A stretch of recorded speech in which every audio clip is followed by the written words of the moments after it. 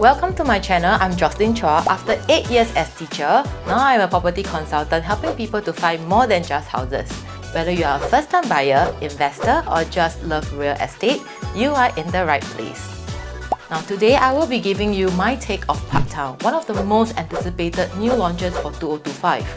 Do you know there are 20 integrated developments in Singapore, and currently there are 2 in the east. They are Orchard Residences and Pasir Ris 8.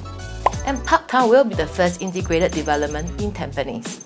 In this project review, I will first share about the features and location of Parktown and my honest opinion on its investment potential. Whether is it worth paying a premium for an integrated development in this area. So Parktown Residences is situated at Tampines Avenue 11, surrounded by newly MOP BTOs, which means that there will be HDB upgraders as part of your demand that will ensure you can exit safely if you want to sell your place in the future. Now, Parktown is jointly developed by CapitaLand Development, Aurelle Group Limited and Singapore Land Group. And One Per Bank, Interlace, The Linden are some projects by CapitaLand Development. And as we all know, CapitaLand is a big player in Singapore for both commercial and retail. So what implication does it have on Parktown? I'm sure you have seen some development with retail spaces getting rented out without much thoughts and without any anchor tenant. And the appreciation of those residential units are not great. So at least with the track record by CapitaLand, we can be well assured that the standard of the tenant profile for the retail mall will be upkept. Now Parktown also have a site of 511 square feet. Consists of 12 blocks with bedroom type from 1 bedroom plus study to 5 bedrooms. Now there will be a total of 1193 units and I see it as a mega development. And its car park is at the basement, which is equipped with 10 EV charging station, and its TOP will be in June 2030. At this current point of time that I'm making this video, there are not much information given by the developer. But what we know is it has a covered plaza to both retail, commercial, a community club, a hawker centre, bus interchange and Tampines North MRT. And it is designed quite iconically as seen as the landscape drawing as we received by the developer. Part of the main spine of Tampines Boulevard part of Tampines North is also integrated to the development as seen as another development drawing. Now, Parktown could be a solid investment opportunity for those who are looking to buy into the market given the area connectivity with the Cross Island Line, Tampines North. Only if the condo is priced correctly. So what is the right price and is it worth buying into Parktown?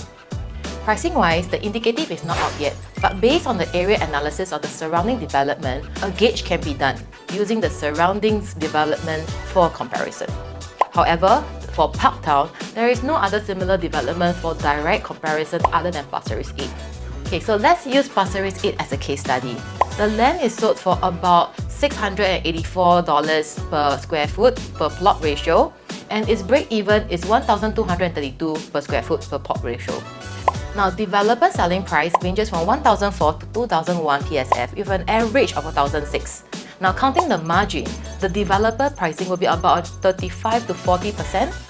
Moreover, in this area, there is a mix of EC, which are the Tampines Trillion, City Life, and TNET, and the rest of them are leasehold condo.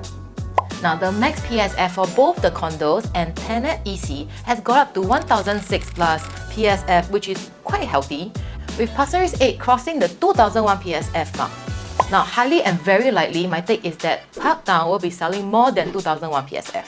Using this to estimate Parktown launch price, its land was sold about $884 per square foot per plot ratio, with a break-even of 1,661 per square foot per plot ratio.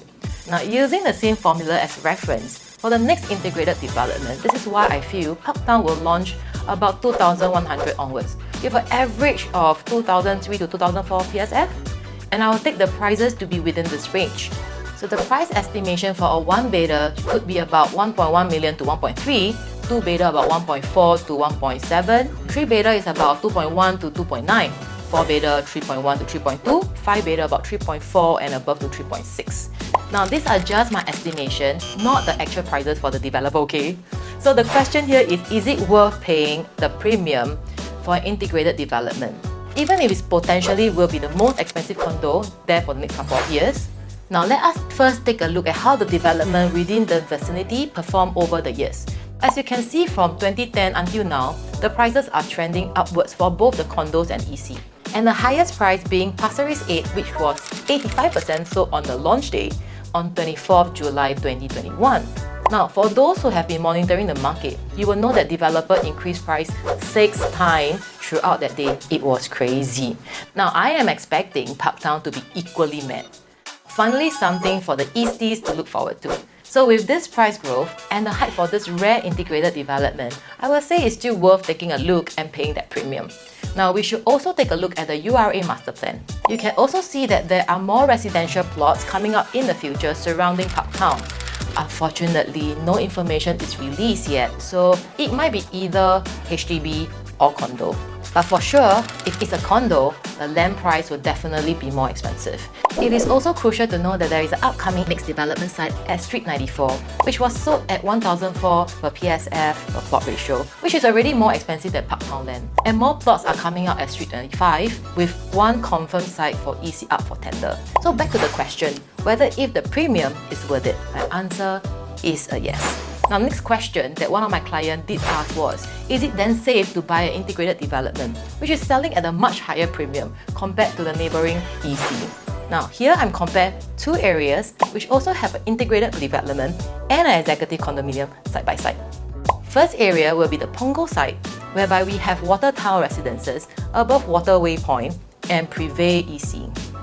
Now, from the chart, you can see both developments have the same price trend. They increase and decrease at the same time. But the clear winner here is of course Privé EC, increasing at a faster rate of 105% since day one, compared to Parktown Residences, which increased at a slightly slower rate of 36.6%.